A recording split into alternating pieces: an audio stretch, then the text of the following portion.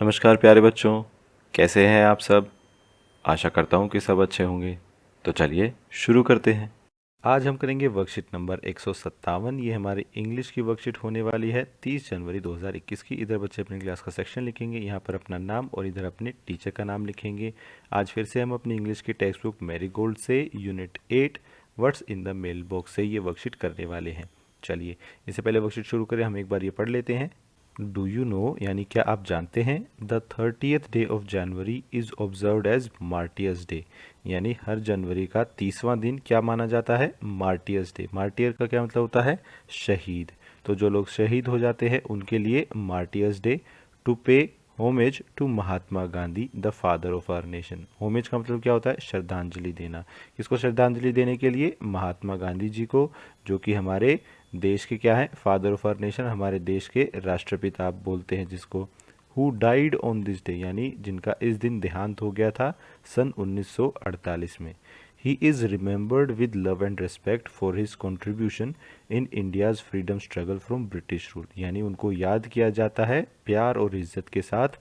For his contribution यानी जो उन्होंने योगदान दिया देश के लिए, देश की फ्रीडम स्ट्रगल यानी स्वतंत्रता की जो लड़ाई थी, किन से, ब्रिटिश रूल से। तो उसके लिए उनको याद किया जाता है इस दिन।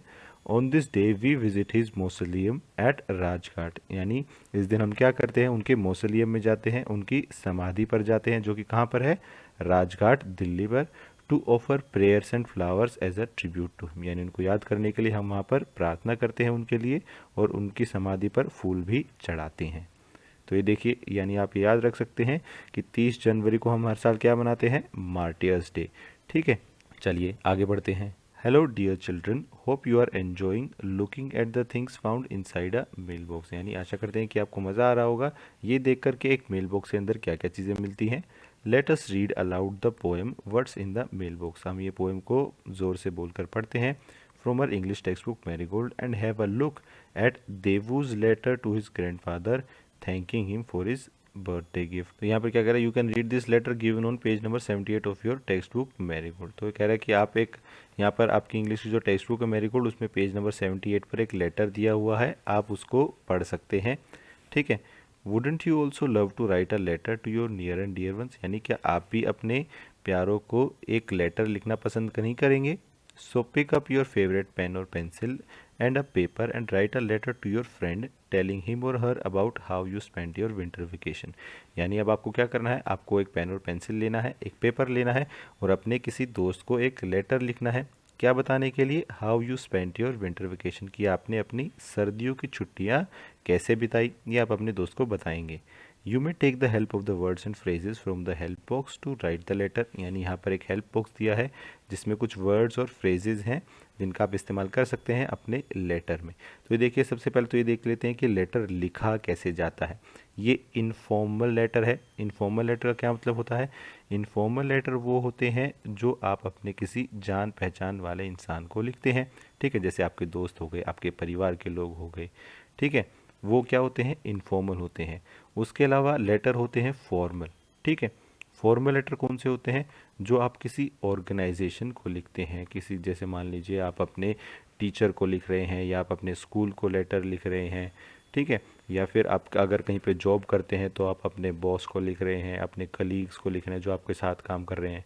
ठीक है, तो जहाँ पर भी ऑफिशियल काम होता है वहाँ पर आप फॉर्मल लेटर लिखते हैं। जहाँ पर आप अपने रिलेशन में किसी को लिखते हैं, अपने दोस्तों को, अपने घर वालों को, ठीक है, दादा दादी को, नाना नानी को, वहाँ पर आप इनफॉर्मल लेटर लिखते हैं। इन दोनों लेटर के लिखने का तरीका अलग होता है। देखो जाहिर सी बात है, दोनों का काम अलग है तो दोनों का लेटर लिखने का तरीका भी अलग ही होगा। यहाँ पर हम क्या देखने वाले हैं, यहाँ पर हम इनफॉर्मल लेटर देखने वाले हैं। ठीक है, तो इनफॉर्मल लेटर का फॉर्मेट यहाँ पर दिया हुआ है कि आपको इनफॉर्मल लेटर कैसे लिखना चाहिए। एक बार हम ये देख लेते हैं और फिर ये आंसर भी हम लिखेंगे। तो ये देखिए, इनफॉर्मल लेटर लिखते हुए सबसे पहले आपको क्या करना है, सेंडर्स एड्रेस। सेंडर्स एड्रेस का क्या मतलब होता है, जो ये लेटर भेज रहा है। ठीक है, यानी आप जब कोई लेटर लिखेंगे तो आप उस लेटर को भेजेंगे, तो यहाँ पर सबसे पहले आपका ही एड्रेस आएगा। क्यों, क्योंकि जब आपका लेटर जो आप भेजोगे सामने वाले को मिलेगा तो उसको पता चलना चाहिए ना कि ये लेटर कहाँ से आया है।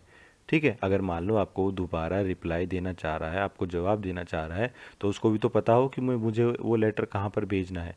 तो इसीलिए सबसे पहले आप अपना एड्रेस यहाँ पर लिखोगे, सेंडर्स एड्रेस। आप लेटर लिख रहे हैं तो आप ही वो लेटर को भेजेंगे, तो सबसे पहले सेंडर्स एड्रेस यानी आपका ही एड्रेस आएगा।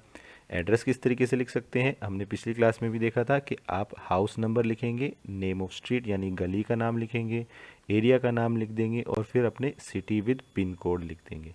ठीक है, तो इस तरीके से आपका एड्रेस बनता है।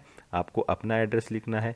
ठीक है, फिर क्या लिखते हैं आगे, date of writing the letter, यानी फिर आप ये बताते हैं कि मैंने ये लेटर किस डेट को लिखा था। जैसे मान लीजिए हम जो लेटर लिख रहे हैं वो 30 जनवरी को लिख रहे हैं, तो 30 जनवरी 2021। तो इस तरीके से आपको यहाँ पर डेट लिखनी है। फिर आप लेटर को शुरू करेंगे। ठीक है, डियर, जैसे मान लीजिए आपके फ्रेंड का नाम है राजू, डियर राजू, ऐसे आप लेटर शुरू कर देंगे और फिर जो जो आपको लिखना है वो आप यहाँ पर लिखते जाएंगे। फिर लास्ट में क्या लिखेंगे, योर्स लविंगली, यानी तुम्हारा प्यारा मित्र। क्या नाम, अपना नाम लिखना है। ठीक है, जो भी आपका नाम है वह यहाँ पर आप अपना नाम लिखेंगे। देखिए लिखा हो ना, योर नेम यानी आपका नाम। तो कुछ इस तरीके से लेटर का फॉर्मेट होता है, इनफॉर्मल लेटर का। ठीक है, अब इस सवाल का हम जवाब देख लेते हैं कि यहाँ पर हमें करना क्या है। वो ये कह रहा है कि आपको एक लेटर लिखना है अपने दोस्त को, तो सीधी सी बात है इनफॉर्मल लेटर लिखेंगे। ठीक है, और उनको क्या बताना है कि आपने अपनी सर्दियों की छुट्टियाँ कैसे बिताई, ये बताते हुए आपको एक लेटर लिखना है। एक सैम्पल लेटर मैंने लिखा हुआ है, ये देखिए। तो कुछ इस तरीके से आपका लेटर दिखेगा जब आप ये लेटर लिख लेंगे। सबसे पहले क्या है, देखिए यहाँ पर आपको अपना एड्रेस लिखना है। ये तो मैंने ऐसे ही कुछ भी लिख दिया। ठीक है, आपको अपना एड्रेस लिखना है। फिर क्या करना है, यहाँ पर डेट लिखनी है, इस तरीके से लिखनी है। देखिए जनवरी इस तरीके से लिखना है, ऐसे नहीं लिखेगा कोई। ठीक है, वो तो मैं सिर्फ बताने के लिए दिखा रहा था तुम्हें, ऐसे नहीं लिखना है। जब आप इंग्लिश लिख रहे हैं तो इस तरीके से आपको लिखनी है डेट। ठीक है, अपना एड्रेस लिख दिया, डेट लिख दिया, फिर यहाँ पर लिखना है डियर। तो आपका यहाँ पर जो भी आपके दोस्त का नाम है, जैसे हमने राजू लिया था तो हम यहाँ पर राजू लिखेंगे, डियर राजू। फिर हम इस लेटर को शुरू कर देंगे। ये देखिए मैंने क्या लेटर लिखा है, hello, hope you are well, यानी आशा करता हूँ कि तुम अच्छे होंगे। I am enjoying these winter vacations a lot, यानी मैं इन सर्दियों की छुट्टियों को बहुत ही मज़े से काट रहा हूँ। एज यू नो, यानी जैसा कि तुम जानते हो, the weather is very cold nowadays, कि आज के दिन वेदर कैसा है, मौसम कैसा है, बहुत ही ठंड का है।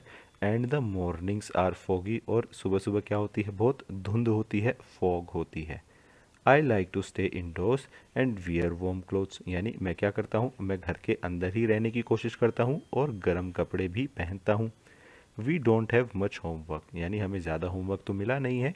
But I often read story books, लेकिन मैं अक्सर क्या पढ़ता हूँ, स्टोरी बुक्स पढ़ता हूँ। एंड न्यूज़पेपर, और न्यूज़पेपर भी पढ़ता हूँ वाइल सिटिंग इन द सन, यानी धूप में बैठकर। I also help my parents, यानी मैं अपने पेरेंट्स की भी मदद करता हूँ in house hold work. House hold work कौन सा होता है, घर के काम होते हैं। ठीक है, we celebrated various festivals like Christmas, New Year and Makar Sankranti, यानी हमने बहुत सारे फेस्टिवल्स को भी सेलिब्रेट किया, जैसे कि क्रिसमस, न्यू ईयर और Makar Sankranti during our vacation, यानी हमारी छुट्टियों के दौरान। हमने और क्या किया, I dance and played with my family, और अपनी फैमिली के साथ खेला भी। And also had bonfire evenings, bonfire का क्या मतलब होता है, देखिए जब आप एक आग जलाकर बैठ जाते हैं, ठीक है, उसके चारों तरफ, तो उसको क्या बोलते हैं, बॉन फायर बोलते हैं। तो वो इस तरीके से बैठे थे किसी भी शाम विद ग्राउंडनट्स। ग्राउंडनट्स का क्या मतलब होता है, जो मूंगफली आप खाते हैं उसको इंग्लिश में ग्राउंडनट बोलते हैं। कॉफ़ी एंड सूप, तो ये उन्होंने खाया पिया। I wish you could join us, यानी मैं चाहता था कि तुम भी हमें ज्वाइन करो। एनीवेज, यानी छोड़, खैर। डू राइट बैक, यानी मुझे भी लिखना। And let me know about how you spend your winter vacation, कि तुमने अपनी विंटर वेकेशन कैसे बिताई। योर्स लविंगली, यहाँ पर आप अपना नाम लिखेंगे। ठीक है, जो भी आपका नाम है, ABCD जो भी नाम है आपका, यहाँ पर आप अपना नाम लिखेंगे। तो कुछ इस तरीके से आपका लेटर इनफॉर्मल बन जाता है। ठीक है, ऐसा आप अपने आंसर में लिख सकते हैं। और क्या करना है आपको, ये देखिए, let's have some more fun by doing exercises given on page number 115। तो आपकी इंग्लिश की जो वर्कबुक है उसमें पेज नंबर 115 पे जो एक्सरसाइज है वो भी आपको करनी है। आज की क्लास यहीं ख़त्म होती है। अगर आपके कोई डाउट्स हैं तो आप नीचे कमेंट सेक्शन में पूछ सकते हैं। कल फिर मिलेंगे, कुछ नया सीखेंगे। तब तक के लिए थैंक यू एंड जय हिंद।